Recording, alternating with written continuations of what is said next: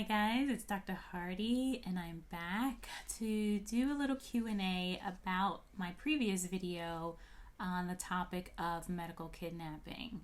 So after I posted that video, I received a lot of comments, a lot of hateful comments too, about the situation, and it seems like everyone has really strong opinions about the Syesha Mercado case, and they almost speak as if they are relatives and know all the details of what's going on in that case.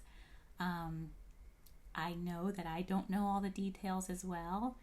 And as being a seasoned pediatrician, I am very well aware that something could come out that totally skews the story, that the parents could be totally in the wrong, or something can come out that proves the parent totally in the right. Like, you never know what you're going to get in a social situation or a social case like this. But what I do know is that everyone should be thought to be innocent until proven otherwise.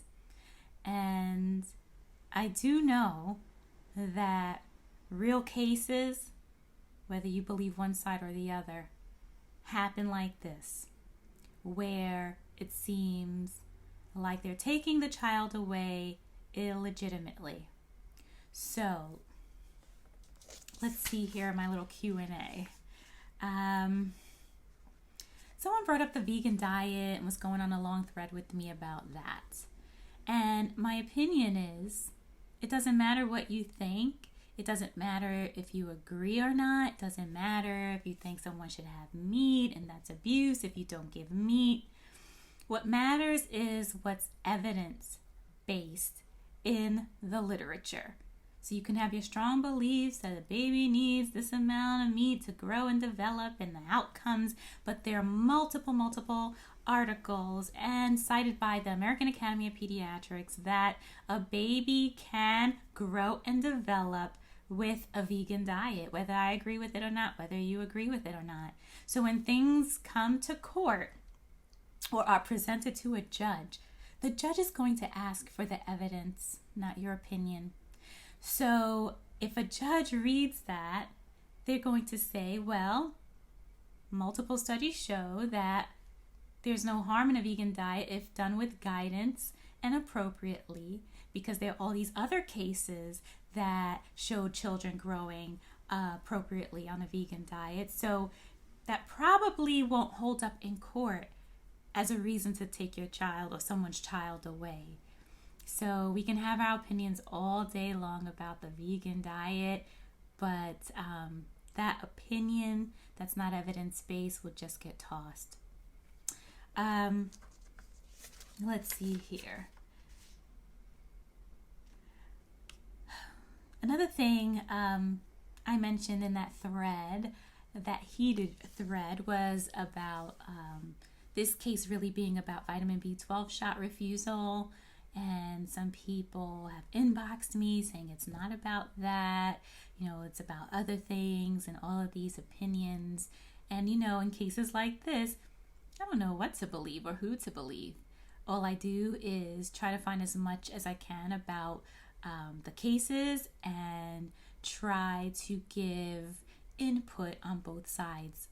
So input about what social services may have to present to prove this case, and what the parents have to do to present that they were being fit. So it's my understanding that this whole scenario with Amin-Ra and Syesha Mercado happened because of a refusal of a vitamin B12 shot.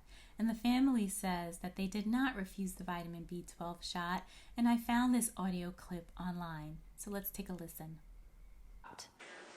But what did we do? Yeah, what is the crime? Can you please give us a charge?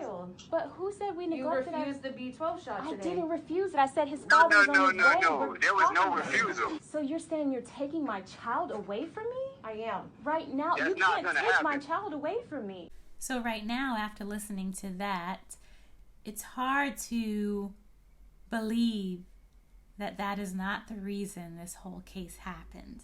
Of course, this is just a short segment of a conversation. There are longer segments of this conversation. I just took a clip out of it, but after listening to it, it's really difficult to believe that this is not about a vitamin B12 shot.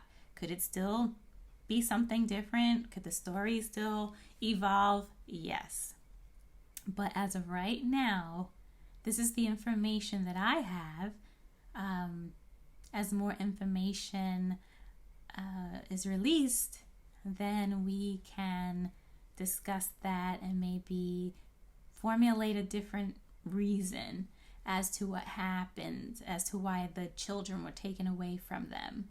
But as of now, this is not about a vegan diet. This is about alleged refusal of a vitamin B12 shot. And clearly, from this little clip at least, that sounds like the truth. Now, someone else asked about, they were a little bit confused about something I said about being a pediatrician, and maybe there should be an in-house pediatrician that helps with cases like this. And they asked, well, aren't you an in-house pediatrician? Couldn't you help at, when you're on service, per se, when these things happen? So it just depends on your environment. So if you're an outpatient pediatrician, for example, it would be great if these cases could go before the actual child's pediatrician, the one that knows them, the one that may have seen them the most, to give a little bit of input about the background. So I could be in the hospital, meeting this family for the first time, giving my counseling, documenting whether or not they refuse. And if they refuse and we're concerned that this child may be taken away, I can pick up the phone, maybe call the pediatrician and say, hey, your patient's in here. She's refusing this. She may lose this child. Do you have any input on this family? Have they been a family that has been non-compliant in the past? Things like that, that will build a case for or against this family. So that doesn't always happen.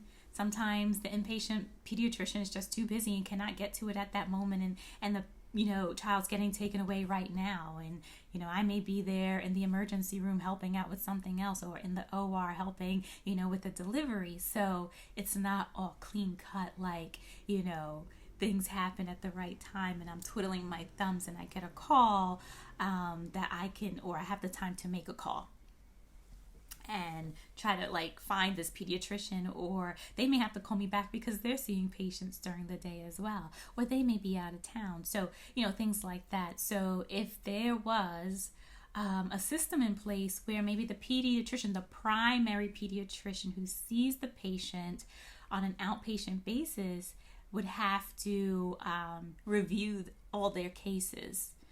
Maybe it shouldn't just you come into clinic as an outpatient doctor and you find out from the family that, their child was taken away. It'd be nice if they were notified and could have some input on the story. The pediatrician may say, oh yeah, they've come in, and this child has been failing to thrive. I've been counseling. They refuse to accept anything I say. Well, then the parent won't have a leg to stand on, but it would be nice to have some input from them.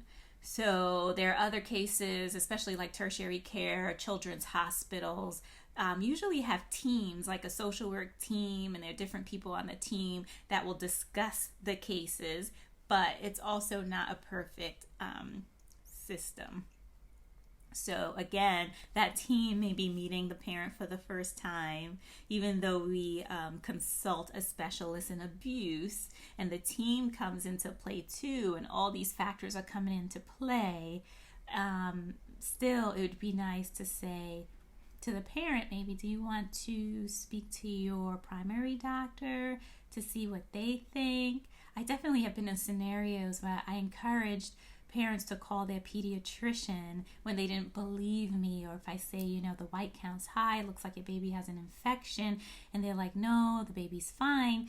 I will print off the labs and say, go over this with your doctor, call them now, and see if they can call you back, and they can tell you if it looks like an infection as well. If there's a trust issue, because they are just meeting me for the first time, they may not trust doctors for whatever experience they've had in the past. But I think it is the right thing to do if there's some reservation. So guys, thanks again for listening. I'm probably not going to have the comments turned on this video just because people have said some pretty nasty negative things to me in the comments, so I will just keep that turned off. But I appreciate a thumbs up if you are appreciating this content. Feel free to subscribe. You can also follow me on Instagram and Facebook. Thanks for listening, and I'll see you in the next video.